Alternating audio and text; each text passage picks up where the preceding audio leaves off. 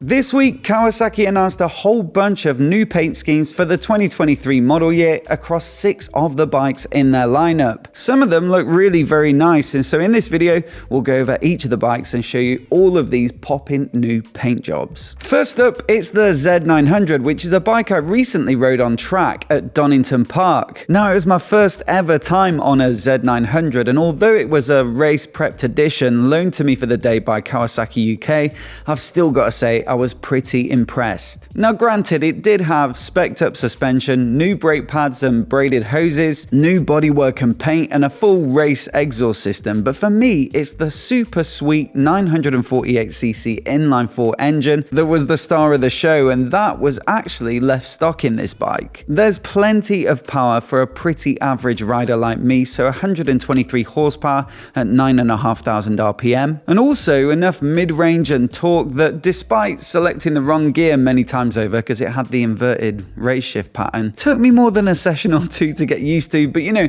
even with that, it had enough pull that it didn't completely grind me to a halt when I was in the wrong gear. I was really impressed with it, especially for the price at well under 10 grand for the standard bike, and so I'll definitely try to get one out on the road at some point in the coming months. For 2023, there are 3 color choices, so your classic Kawasaki black and green, although this one has a bit of graphene steel grey mixed in. Then you've got a lighter metallic carbon grey, this time with red accents. And then for those who like a stealthier looking finish, there's metallic spark black and graphite grey, again with some red accents, but they're pretty minimal, so this one's almost fully blacked out. Honestly, myself, I find it difficult to pick anything other than green for Kawasaki's, but do let me know your favourite down in the comments. Now, if you like the look of the Z900, but perhaps those Nissin brakes and the standard suspension are a bit underwhelming for you, then fear not, because the SE version is pretty much exactly what you're looking for. The Brembo M4.32 brake calipers at the front are a significant upgrade on the standard bike with a radially mounted design and monoblock construction, both of which should help with rigidity and translate to a crisper feel at the lever.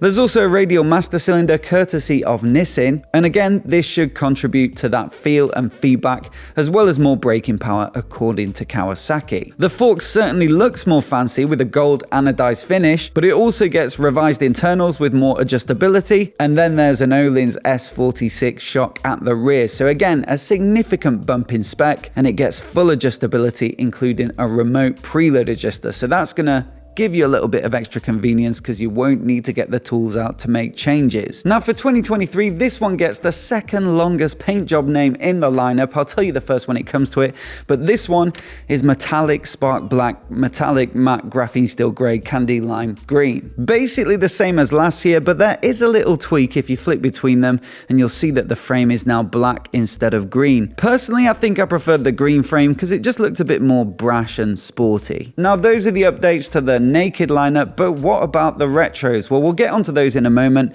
but first I'd like to say a massive thanks to CarVertical for sponsoring this video. CarVertical basically offers the most comprehensive background check for vehicles, including bikes. So if you're about to buy something and you're worried about its history, or if you already own a used bike and it's been on your mind that it might have been crashed or stolen or tampered with at some point, then this is the service for you. I tested it out with a few of the bikes that I've owned over the years, and they mostly came back clean, although looking at one bike, my Kawasaki ER6N, I sold that quite a few years back now, but it looks like it's since had a few MOT related hiccups and also a possible tampering with the odometer or that it's been misrecorded. Either way, it's definitely stuff you'd want to know in advance before you bought a bike. Now they get this data from a bunch of sources, so national registries, insurance companies, manufacturers, sales websites, crashed vehicle auctions and maintenance databases to pull together the complete picture, so it really is worth it if you don't want to waste your time traveling to see something that you're not going to end up buying. And of course, even the minor stuff actually might help you to negotiate on price, so it's almost certainly worth a punt. On top of that, they've been kind enough to supply a 10% discount code for my viewers,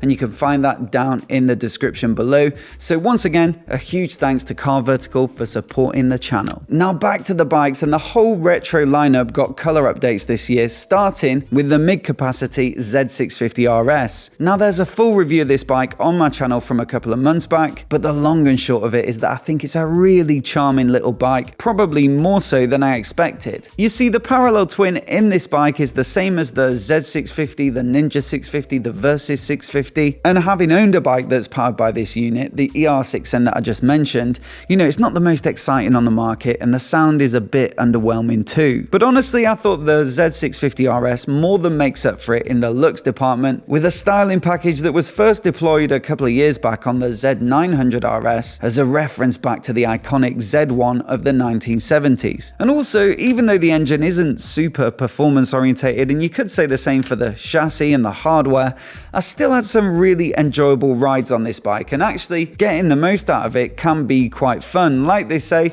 it can be better to ride a slower bike fast than a fast bike slow. Now for the last model year, you could either get it in green, grey or black, but for this year they've dropped that grey and orange model, which I guess means it wasn't really selling. Perhaps that's because it doesn't really play up to the Kawasaki heritage vibe as much as the others, which is surely a big reason for buying this bike. The candy emerald green remains with the gold wheels, which is the best looking one in my book, and then the metallic spark black also returns, but this time with a red accent instead of a green. Now on to the big brother, and that's the Z900RS, and this one, as you may have guessed, is powered by the same inline 4 as the Z900 Naked, just with a slightly different tune that emphasizes the mid-range grunt. So a little less peak power, but peak torque is moved further down the rev range, making it easier to access at road speeds. Again, there's a full review of this bike on the channel, as well as a head-to-head with one of its key competitors, the Triumph Speed Twin. Now of course, you've also got the XSR 900 from Yamaha that also plays in this sporty retro space, so some nice bikes to choose from, but I dare say that the Kawasaki is the nicest looking at the bunch,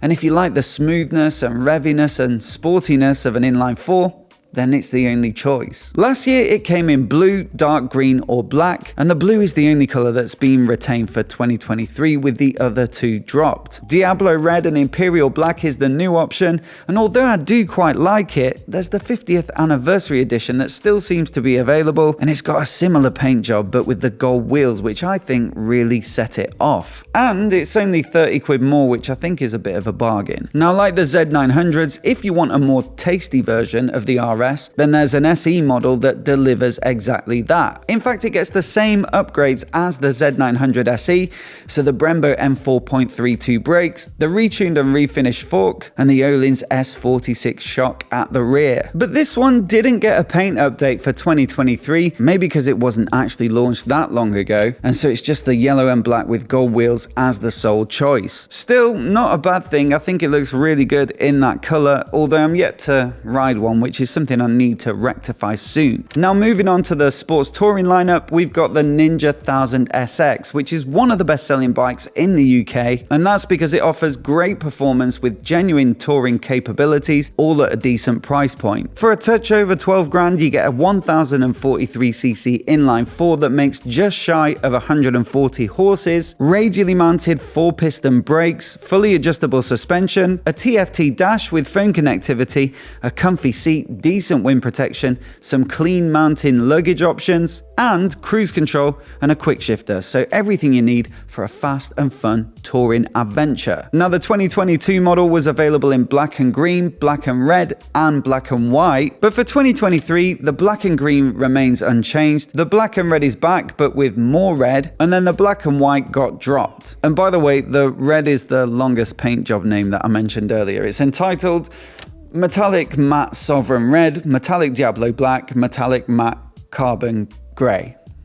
Now, Kawasaki also made a tweak to their sole cruiser, at least in the UK market, and that's the Vulcan S. This bike gets the same 650 twin as their other middleweights, and although it might not seem like the obvious choice of engine for a cruiser-style bike, it does make for an approachable and affordable bike for anyone wanting to get started in that market segment. Last year, they offered a black and green, a pure black, and a red version. So this year, the green and black is back, but with a bit of a tweak. The fully black job is also still available, available, but sadly no red. As always, I'd love to know which bike is your pick of the bunch down in the comments below, including which color, of course. And we'll also be testing out plenty of the Kawasaki lineup over the coming months, including some of these models. So if you're new here and you want to see those videos as soon as they go live, then hit subscribe and I'll see you then.